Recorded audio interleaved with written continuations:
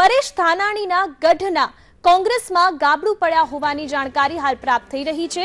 સાવરકુંડલામાં 150 થી વધુ કાર્યકરોના રાજીનામા પડ્યા હોવાની જાણકારી પણ હાલ પ્રાપ્ત થઈ રહી છે। 2017ની વિધાનસભા ચૂંટણીમાં આ બેઠક કોંગ્રેસના હાથે ગઈ હતી। દીપક માલાણીના સમર્થનમાં રાજીનામા આપ્યા હોવાની જાણકારી હાલ પ્રાપ્ત થઈ રહી છે। સહકારી નેતા દીપક માલાણીને સસ્પેન્ડ કરતા રોષ વ્યાપ્યો હતો, તેમજ વિજયપુરી આંબરડી જિલ્લા પંચાયતના સદસ્યએ પણ રાજીનામું આપ્યું હોવાની જાણકારી हाल प्राप्त થઈ રહી છે। લાલભાઈ મેર રમીલા માલાણીએ પણ રાજીનામું આપ્યા હોવાની જાણકારી હાલ પ્રાપ્ત થઈ રહી છે।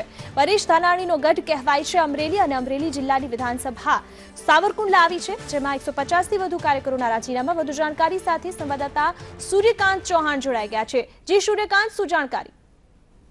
જે ચોક્કસથી દેવ હું જણાવી દઉં તો અમરેલી જિલ્લામાં ક્યાંક ને ક્યાંક કોંગ્રેસની સામે ધીમે ધીમે બગાવતો થઈ રહી છે। ગઈકાલે જ કાઠી ક્ષત્રિય સમાજનું એક મહાસંમેલન બોલાવાયું હતું, તેમાં પણ કોંગ્રેસી કાર્યકર્તાઓએ બગાવત કરી હતી, કારણ કે તેમને કે ધ્યાનમાં લેવામાં નથી આવતું। તો આજે બીજા દિવસે દીપક માલાણી, જે સાવરકુંડલા તાલુકા કોંગ્રેસના પ્રમુખ, સહકારી નેતા અને સાવરકુંડલા એપીએમસીના ચેરમેન ને 8 દિવસ સસ્પેન્ડ કરાતા આ સમગ્ર પંથકમાં એના ઘેરા પડઘા પડ્યા હતા, અને અમરેલી જિલ્લાના કેટલાક કાર્યકરો અને સાવરકુંડલાના થઈને 200 જેટલા કાર્યકરો આજે સાવરકુંડલાના અમૃતવેલ મુકામે એકઠા થયા હતા, અને મંદિરમાં થાળ ધરી અને એક નિર્ણય કરવામાં આવ્યો હતો કે કોંગ્રેસમાંથી બધાને સામૂહિક રાજીનામા આપી દેવા છે। એટલે 150 જેટલા કાર્યકરોએ રાજીનામા આપ્યા હતા, જેમાં જિલ્લા પંચાયત આંબરડીની જિલ્લા પંચાયત વિજયપુરીના પણ કોંગ્રેસના સભ્યોએ રાજીનામા ધરી દીધા હતા।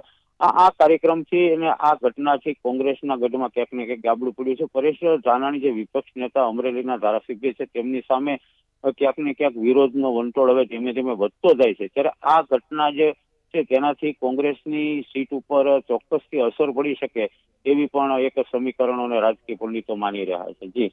જી સૂર્યકાંત, જાણકારી બદલ આભાર।